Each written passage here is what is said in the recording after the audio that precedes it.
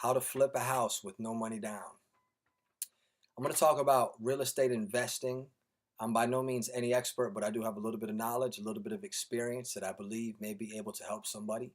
In this video, I'm going to talk about two simple ways to flip a house with no money down. Okay? Both ways are going to be wholesaling. There's many ways to flip houses. There's many ways to invest in real estate. I'm going to talk about two simple ways. One is an assignment of contract and one is a double close.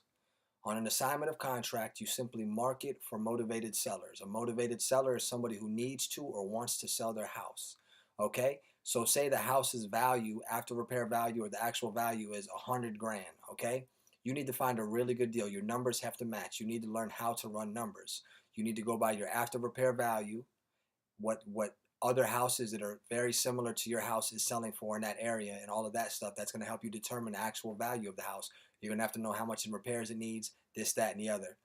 So you find your seller. If you can negotiate, if the house is worth 100 grand, say you negotiate with the seller for $50,000 cash that they want to sell their house. You want to disclose your intent that you are an investor. You don't want to do anything in the darkness. You want to have a simple agreement that is very easy to read with everything in the agreement. And then once you get that house under contract, we call it a purchase and sale agreement with the seller, you now have equitable interest in the property, and you can sell your interest in the property to another investor or a retail buyer. This is how you do that. Once you get the property under contract, usually it takes a little while to close, a couple weeks, 30 days, however long it takes. So what you want to do now is you want to find a buyer. And then if you're into real estate investing, you're going to already have a buyer's list. You're already going to have buyers that are ready to buy, cash buyers. So if you don't, anyways, once you get it under contract, you basically find someone who's going to buy it, and then you assign them your contract. So say it's a $5,000 assignment fee. I have this property under contract for 50 grand with this person. The property's worth 100 grand, so I'm going to sell it you my rights to the contract for 5 grand. So you do a separate agreement with the end buyer, which is an assignment of contract. You say, I hereby agree to assign my rights in my contract with Blase Squaze selling me this property to my company. I'm assigning my rights to this person for an assignment fee of $5,000 or whatever it may be. Now this person, is going to enter into your agreement, and they're going to close, and you're going to get paid. You can get paid when you do the assignment of contract, which I recommend, or you can get paid half when you do the assignment of contract and the other half at closing.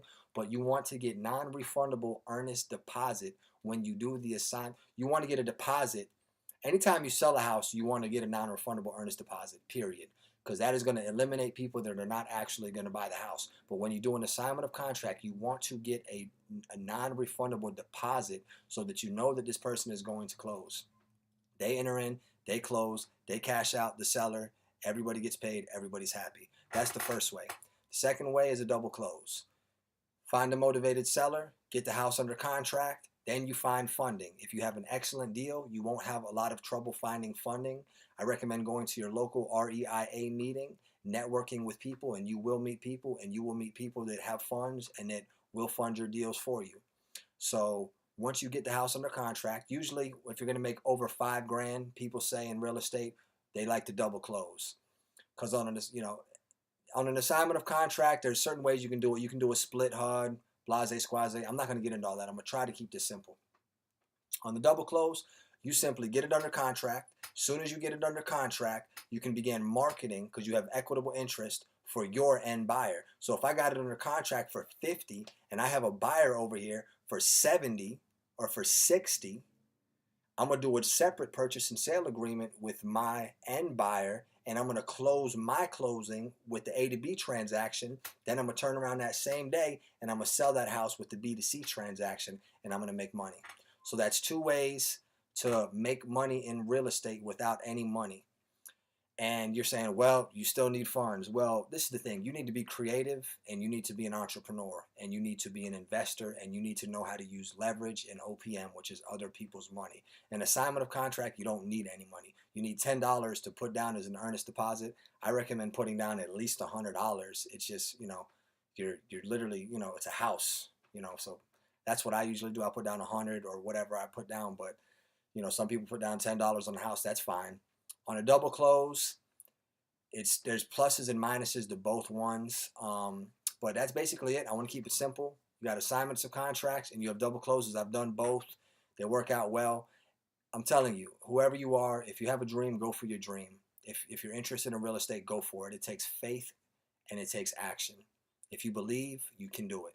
Okay, you can literally do your first real estate deal within 2 months from now. Less really, but I would say within 2 months you can do your first real estate deal. So, educate yourself, and then most of all, just take action. Just jump in. There's only one way to learn, and it's to immerse yourself in something. So immerse yourself in it. Hope that blesses you, and I hope you find value in it.